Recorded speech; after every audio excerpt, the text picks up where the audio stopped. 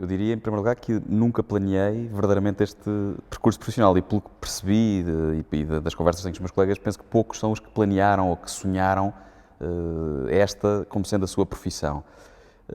Eu, durante o curso, quer dizer, sempre gostei de estudar, portanto, e acho que esta profissão está muito ligada a esse gosto por aprender, e depois o ensinar também vem um bocadinho ligado ao gosto de aprender, portanto, que é o gosto de transmitir aos outros aquilo que se aprendeu. E durante o curso eu apercebi-me que gostava, para além de aprender, gostava também de ensinar um bocadinho aos meus colegas. Portanto, acho que posso dizer isto sem falsas modéstias, que durante o curso sempre emprestei os meus apontamentos e os meus exames resolvidos e pelo que percebi, durante vários anos após ter acabado o curso, aquilo ainda circulou pelos alunos e, portanto, aí eu acho que já tinha alguma capacidade pedagógica, pelo menos a esse nível. Depois, durante o curso, surgiram oportunidades de fazer alguns trabalhos de investigação com docentes aqui do departamento e eu fiz esses trabalhos com muito gosto e percebi nessa altura, pelo menos no curto prazo, aquilo que eu queria fazer era de facto a investigação. E, portanto, quando acabei o curso, comecei a fazer o doutoramento e segui um percurso, digamos, académico, se assim se pode dizer. A entrada para o técnico foi um mero acaso. Portanto, eu estava ainda no início do doutoramento e soube, através de um colega, que estaria aberto um concurso para assistente. E, portanto, por acaso, nesse dia fui tentar saber se de facto havia algum concurso aberto, e havia, e era esse o último dia de concurso. E, portanto, entreguei a minha candidatura a uma hora do fecho do prazo de recepção de candidaturas. Depois, desde então, de facto, portanto, eu comecei a dar aulas sem saber, de facto, se era aquilo que eu gostava de fazer. E apercebi-me, eu fui-me apercebendo ao longo destes anos, que a carreira académica, de facto, é muito estimulante, portanto, nas várias vertentes. E o ensino, portanto, é uma das vertentes centrais, é de facto uma das vertentes que me dá muito gozo fazer. Portanto, a interação com os alunos, o sentir que de alguma forma contribuí para a formação daqueles alunos. Por um lado, o facto de chegar ao fim de uma aula ou de chegar ao fim de uma cadeira, se quisermos pensar de uma forma um bocadinho mais abrangente, e perceber que consegui transmitir alguma coisa de útil aos alunos e que esse aspecto, esse conhecimento que eu transmiti serão úteis para a sua atividade profissional é de facto muito gratificante. Sobretudo as cadeiras que eu dou, que são cadeiras mais tecnológicas, de resolver problemas, são cadeiras mais do quarto ano, e perceber que os alunos, desde o início da cadeira até ao fim, conseguiram aproximar-se bastante daquilo que depois será uma atividade profissional real, é de facto uma satisfação muito grande. Tenho familiares que foram professores, portanto, o meu tio foi, aliás, professor aqui no técnico e foi um ótimo modelo, sobretudo na forma como se relacionava com os alunos. E essa, aliás, é uma das principais motivações, um dos principais graus, um dos principais aspectos que dá satisfação a quem ensina, pelo menos no meu caso, é a interação com os alunos. Portanto, não só os alunos dos mestrados integrados, mas também os alunos de doutoramento, é a relação pessoal que fica, e esse é um aspecto muito positivo, também do qual eu tiro muita satisfação. E o meu tio, de facto, nesse aspecto foi um modelo. E mesmo no curso tive professores excepcionais, portanto, professores todos muito diferentes entre si, portanto, aqueles que eu tomo como modelo e que, de certa forma, serviram de inspiração sobre como fazer bem. Comecei a dar aulas em 2002, portanto, há 12 anos.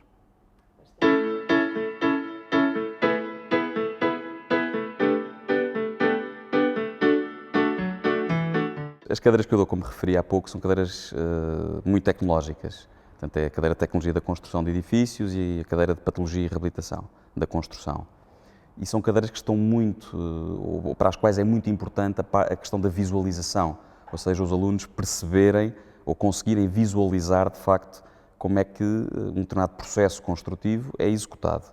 Eu lembro-me quando eu fiz estas cadeiras há 15 anos atrás, as aulas eram dadas com acetatos a preto e branco, portanto era completamente impossível, no fim de uma aula, perceber efetivamente um determinado processo. Pronto, e o meu grupo, isto não foi uma atividade minha, foi uma atividade do grupo em que eu me insiro, fez um esforço bastante significativo de produzir conteúdos em PowerPoint, com imagens, com vídeos, e, quer dizer, modéstia à parte, acho que o ensino que o nosso grupo oferece, para além do conteúdo e do conhecimento dos docentes, é muito valorizado por essa componente do material que fornecemos aos alunos. E, portanto, a preparação vem muito daí, portanto, desse esforço que fizemos e do esforço que fazemos anualmente em atualizar e renovar esse material. Isto foi um trabalho que foi apoiado por um projeto que na altura o coordenador do nosso grupo, o professor Fernando Branco, conseguiu ganhar, portanto, do POSI, do Programa Operacional para a Sociedade da Informação, e que financiou a produção destes conteúdos. Portanto, nós conseguimos contratar um conjunto de bolseiros, na altura, para nos dar apoio à produção destes conteúdos, porque estamos a falar em cada uma das cadeiras de cerca de mais de 2000 slides. E, portanto, isto envolveu um trabalho muito grande, não só desses bolseiros, de recolha da informação, mas depois dos próprios docentes, de filtrar e de garantir a qualidade daquilo que era produzido. E neste momento está em curso um processo igualmente muito importante que o nosso grupo está a desenvolver, que é a tradução desses slides para inglês. Porque nós damos cadeiras a alunos Erasmus, e felizmente são cada vez mais alunos Erasmus, e esses alunos têm de ter aulas regulares, não é? Portanto, eu acho que aquele sistema tutorial que é oferecido aos alunos Erasmus não é aquilo que eles procuram, não é? Portanto, eles procuram aulas normais, e aliás o reflexo de que assim é, este ano tivemos mais do dobro, penso eu, dos alunos que temos tido em anos anteriores, porque de facto começámos a oferecer aulas regulares. Pronto, mas isso é um esforço que eu partilho com os meus colegas, não é? Quer dizer, isto na altura foi o meu chefe, portanto, o professor Fernando Branco, que teve a visão de perceber que havia ali uma oportunidade de financiamento e que isso podia melhorar muito a oferta do nosso grupo, em termos de formação. Eu, por um lado, para além desses conteúdos serem de facto, terem bastante qualidade, e de eu ter estado envolvido na sua preparação, portanto, porque eu acho que não é possível alguém, ou é muito difícil alguém dar uma aula com um PowerPoint ou com um suporte qualquer de média, sem ter estado envolvido na sua preparação. Eu, pelo menos, tenho muita dificuldade em fazê-lo. E, portanto, isso requer, e no meu caso, isso requer anualmente o estudo e a revisão desses conteúdos e, por outro lado, algo que eu tento sempre transpor e oferecer aos meus alunos, que são exemplos práticos, não é? Portanto, que é dar-lhes, oferecer-lhes aquilo que eles no quarto ano começam a precisar e a querer, que é a ligação à realidade, que é a aplicação prática daquilo que está a ser transmitido com casos concretos, não é? E, portanto, aí tento sempre, e penso que essa é uma componente que os alunos valorizam muito, oferecer um bocadinho da minha experiência profissional, e nós aqui no nosso grupo temos bastante trabalho de prestação de serviço e de consultoria, que é mostrar exemplos de casos de estudo que acompanhamos. E essa é a parte que eu acho que os alunos mais apreciam, por oposição a um ensino demasiado expositivo.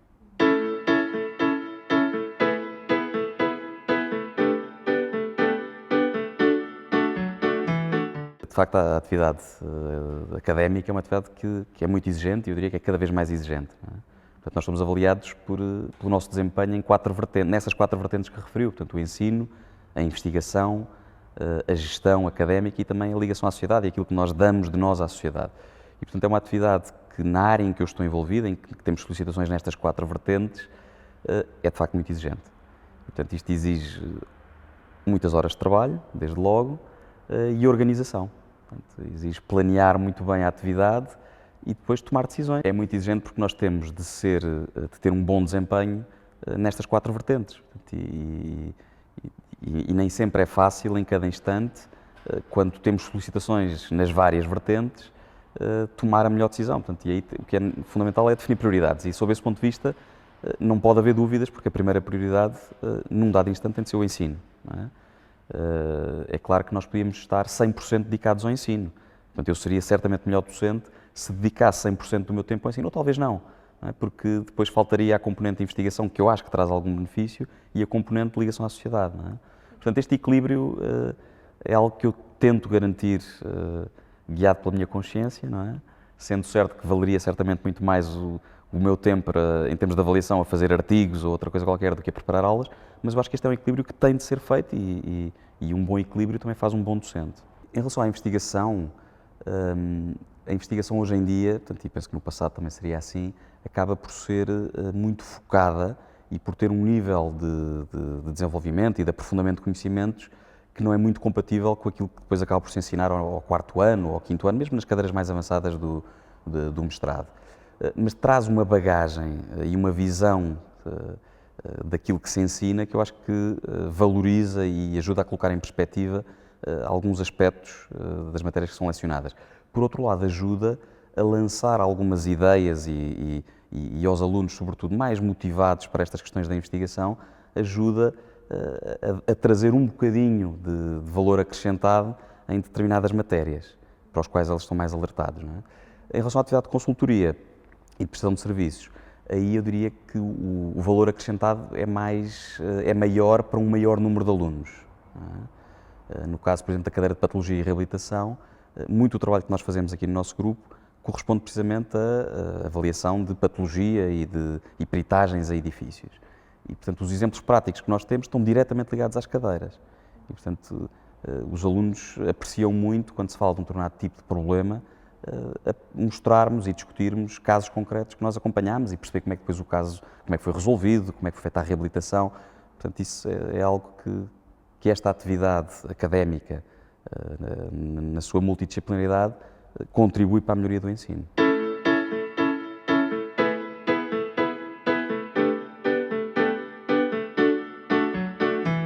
Uma das coisas que eu aprendi nestes 12 anos, eu acho que não há receitas mágicas. Eu acho que isto tem também um bocadinho a ver com a minha experiência como aluno. Portanto, os melhores professores que eu tive durante o curso, durante os 5 anos de curso, eu olho para trás e vejo que eles de facto eram muito diferentes uns dos outros. E portanto eu acho que não há um modelo ou um método sobre como ensinar bem. Quer dizer, pode haver um conjunto de regras boas e de aspectos que os alunos valorizam e que apreciam, mas não acho que haja uma regra, uma cartilha, digamos, de como ensinar bem. Agora, percebi que para a formação dos alunos é importante este aspecto que discutimos, da relevância prática e da aplicação prática daquilo que estamos a ensinar, pelo menos nas cadeiras mais avançadas nos cursos, e depois apercebi-me que talvez mais recentemente, e sem querer entrar nas questões do eduquês, mas do ensino ativo. De facto, aquela questão do active learning, tenho vindo a perceber que a eficácia da aprendizagem dos alunos depende muito do seu envolvimento no próprio processo. E isto é muito interessante, por exemplo, na cadeira de Patologia e Reabilitação da Construção, em que os alunos têm um trabalho prático, em que têm, e que vale metade da cadeira, em que têm de fazer um acompanhamento de um edifício, portanto, e cada grupo tem um edifício desde o início do semestre, e têm de fazer um levantamento dos problemas construtivos e estruturais do edifício, têm de propor ensaios e técnicas adicionais para perceber melhor esses problemas e depois de propor técnicas de reabilitação. E têm de apresentar isso à turma. E, portanto, aquela pirâmide, digamos, da aprendizagem, em que se vai aumentando entre o ouvir, não é? O estudar e o ensinar, que é o que eles têm de fazer depois à turma, eu não tenho dúvida que se aplica neste caso concreto. As cadeiras a que eu, felizmente, estou ligado, são cadeiras para as quais os alunos estão naturalmente motivados. E por uma razão simples. Portanto, são cadeiras do 4º ano e os alunos de Engenharia Civil no 4º ano estão, diria, sedentos de realidade prática, a não ser injusto com os colegas do 1º ao 3º ano. Mas eles estão ansiosos por ver o que é de facto uma obra de Engenharia Civil. E, portanto, a cadeira de Tecnologia da Construção é a primeira cadeira em que os alunos de facto veem um edifício a ser construído. E, portanto, eu diria que temos, sob esse ponto de vista da motivação, temos a vida muito facilitada. Pronto, mas, independentemente disso, nós tentamos aumentar esse grau de realismo das suas aprendizagens. E, por exemplo, na cadeira de Tecnologia da Construção, o nosso grupo, todos os semestres, porque a cadeira funciona em 2 semestres, oferece, isto dá bastante trabalho, oferece aos alunos uma carteira, entre aspas, de obras, e cada grupo de alunos acompanha durante o semestre uma obra. Portanto, no final do semestre, depois faz uma apresentação à turma de como é que essa obra correu, que processos é que viram, o que é que correu bem, o que é que correu mal, e, portanto, eles podem estar, de facto, inseridos num ambiente de obra. Isso é muitíssimo valioso para a sua aprendizagem. E, portanto, essa realidade é algo que os motiva.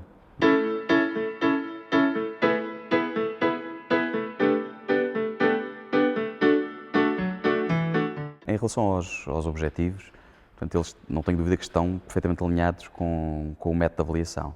E aliás, os objetivos acho que é algo que é muito importante em qualquer cadeira serem transmitidos aos alunos, não só no início do semestre. Eu, por exemplo, a primeira aula, acho que é uma aula fundamental. Os alunos, eu tento ter sempre essa preocupação, que é mostrar, quer dizer, não faço apenas a apresentação, não é? Aquela apresentação da praxe, eu faço a apresentação da cadeira. Acho que é muito importante eles perceberem, naquela aula, o que é que se vai passar ao longo do semestre. E para isso seleciono um conjunto de slides de cada uma das aulas e mostro-lhes o encadeamento e porque é que cada aspecto vai aparecer em cada momento. E mostro-lhes e discuto com eles, mais importante até do que isso, o que é suposto no fim do semestre eles conseguirem fazer e saber a mais do que no início do semestre. Portanto, o que é suposto eles saberem resolver com esta cadeira? Portanto, e acho que isso é muito importante e ajuda-os a ter portanto, um big picture do que é que se vai passar no resto do semestre. E depois tento fazer isso ao nível de cada aula. Portanto, no início de cada aula apresento sempre um sumário, portanto, com o índice, digamos, da aula, e depois mostro e explico o que é que no final daquela aula eles devem saber de essencial. Pronto, e acho que isso é muito importante e os ajuda portanto, a definir e a perceber o que é que se vai passar. Em termos de taxa de esforço e ECTS, de facto nós não fazemos uma análise sistemática ou quantitativa do esforço, daquilo que estamos a pedir aos alunos, mas tentamos no fim do semestre e durante o semestre também perceber se aquilo que pedimos é ou não razoável e se está de acordo com aquilo que é expectável. E penso que ambas as cadeiras funcionam bem sob esse ponto de vista.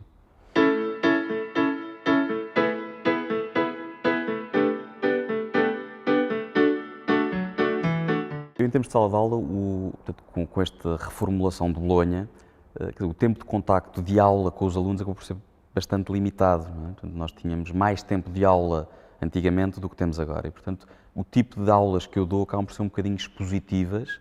Estou a pensar no tempo dentro da sala de aula. Não é? E, portanto, ele tem sempre bem aproveitado. Em termos de ações disruptivas, como referiu, eu sou, em relação ao ruído, sou muito pouco tolerante. E isso os alunos, eu faço-lhes perceber esse aspecto logo da primeira vez e, portanto, as coisas funcionam muito bem sob esse ponto de vista. Depois, o que eu tento, e penso que conseguimos isso, portanto, não só eu, mas também todo o meu grupo, é oferecer aos alunos tempo de qualidade fora da sala de aula.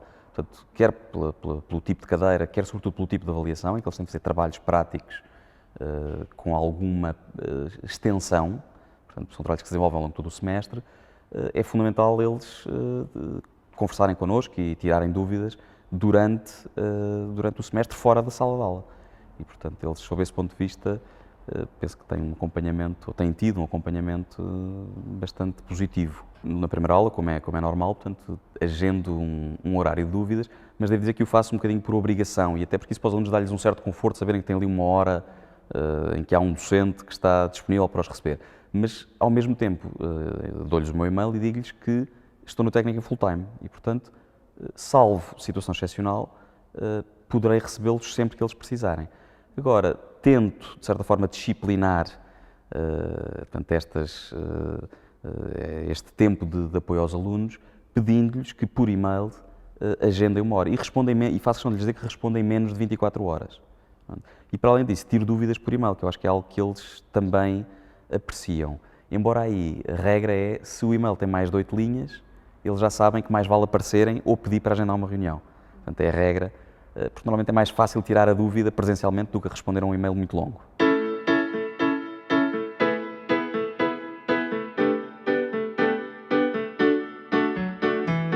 Sob esse ponto de vista, eu não penso que sejamos um bom exemplo. Não é? Portanto, nós cumprimos aquilo que está estabelecido, não é? Que é disponibilizar os sumários, colocar os slides que vão sendo dados. Eu penso que isso é positivo.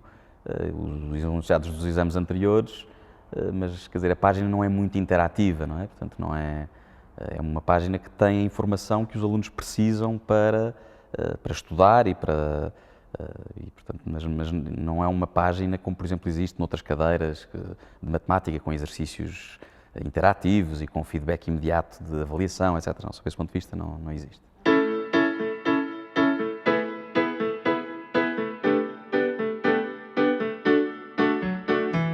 Mas, sob esse ponto de vista, nós também, os alunos na cadeira de Tecnologia da Construção, têm exercícios práticos, 3, para além do trabalho de grupo, e aí eu faço questão, e é um aspecto que eu acho que os alunos também valorizam muito, de lhes dar feedback da avaliação em tempo tão curto quanto possível. Portanto, se eles entregam um problema numa determinada semana, eu tento resolver, portanto, corrigir os problemas na semana imediatamente seguinte e mostrar-lhes a resolução, que eu acho que esse é um aspecto que nem sempre, segundo os alunos, se verifica. E, portanto, é fundamental eles perceberem o que é que fizeram mal, até para evitarem erros. Portanto, por exemplo, nos relatórios, que são normalmente trabalhos que eles entregam no fim do semestre e, portanto, depois provavelmente já não têm contacto direto com o docente, eu faço questão que eles venham, mesmo no período de exames ou após o período de exames, ver o que é que fizeram mal. E muitas vezes eles dizem, nunca ninguém me tinha explicado isto. por exemplo, como é que se organiza uma lista de referências, como é que se apresenta um índice. Portanto, eles chegam ao quarto ano sem nunca ninguém lhes ter explicado os erros que fizeram em todos os anos anteriores. A avaliação em qualquer uma das cadeiras, pelo menos do MIEC, não é? De mestrado em Engenharia Civil, que eu estou ligado, 50% da avaliação é exame, portanto individual, e 50% é por trabalho de grupo, com apresentação à turma e com discussão, portanto, para podermos perceber a nível individual o que é que, portanto, se houve algum elemento que eventualmente não tenha contribuído como devia. Não é? O feedback, em termos de avaliação, nós tentamos que, pelo menos nos trabalhos práticos, seja tão rápido quanto possível e nos exames também.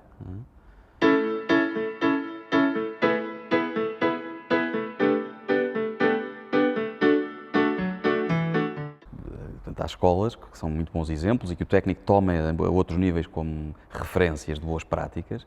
Em concursos para professor, é obrigatório os candidatos, pelo menos os da shortlist, darem uma aula, quer dizer, mostrarem que de facto têm capacidade pedagógica, porque a capacidade científica mostra-se num currículo, não é?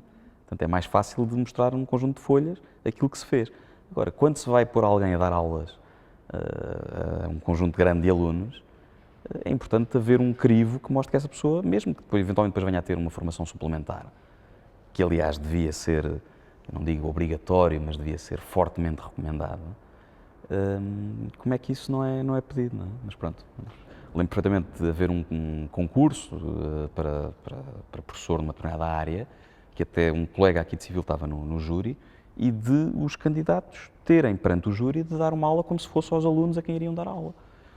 E, portanto, na avaliação, na seleção da shortlist, para além de todos os outros critérios de produção científica, angariação de fundos para a universidade, esse era um aspecto central. Quer dizer, não sei qual é que era a proporção na fórmula de decisão, mas era um aspecto que claramente serviria de fator de exclusão caso aquela pessoa fosse claramente incapaz de dar uma aula.